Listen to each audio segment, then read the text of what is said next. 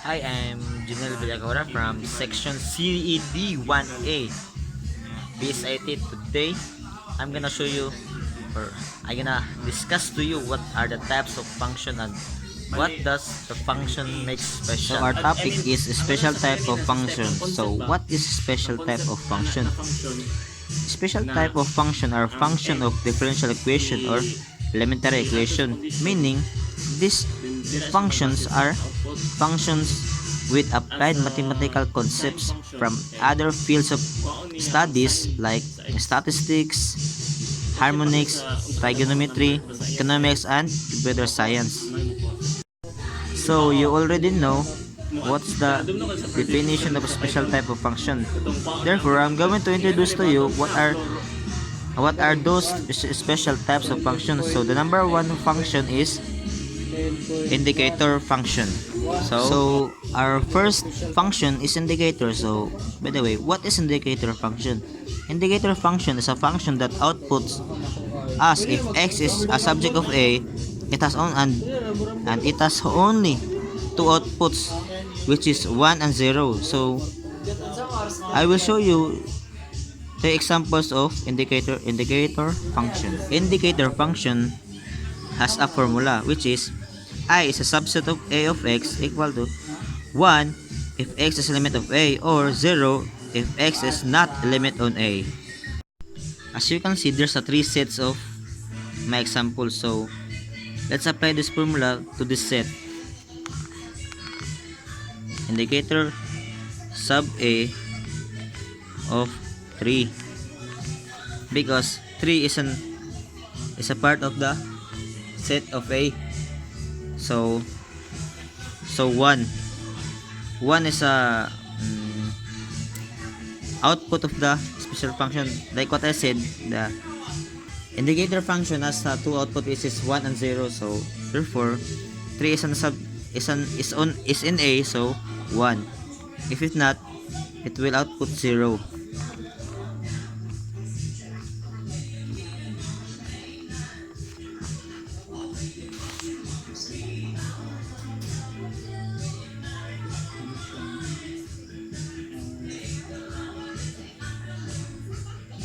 Step and sign function. So let's work with this step and sign function. And let's try with this given example. F of x is equal to 1x greater than 0, or 0x is equal to 0, or negative 1x less than 0. This condition modifies with this to satisfies the condition. So let's say that we have x is equal to 2. So let's try f of 2 is equal to 1, 2 greater than 0, which is true. So because 2 satisfies the condition, so it gonna output this 1.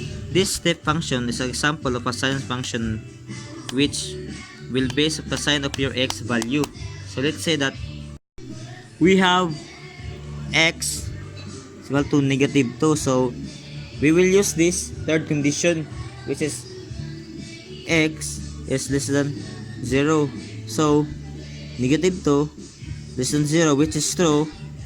So it will output this negative 1. So that's we are here on our third function, which is floor and ceiling function. So ceiling function is round offing the number if has its decimal. For example, 2.6, 6 is a decimal, so it will automatically round off by to 3. And floor function is getting the whole number without taking the decimal, getting the cell.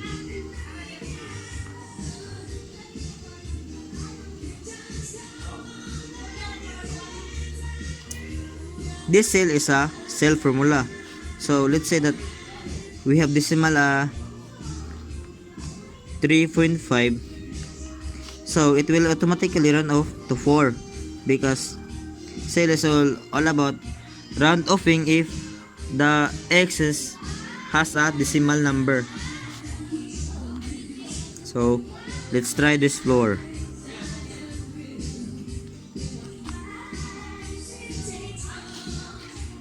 This floor function is getting the whole number without taking the decimal number.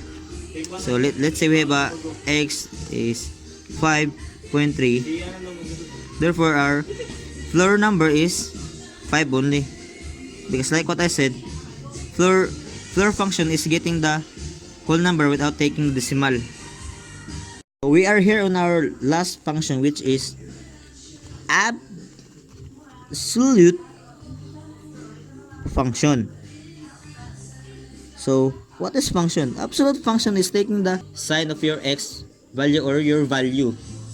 So let's say, so by the way, we have a absolute value formula, which is absolute of x is equal to x.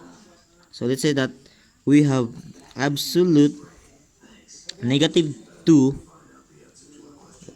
is equal to 2. That's it. So that's it. Thank you for watching my video, and I hope you like it and enjoy it, and I hope you learned something on that video, because that video is really complex. So yeah, bye bye.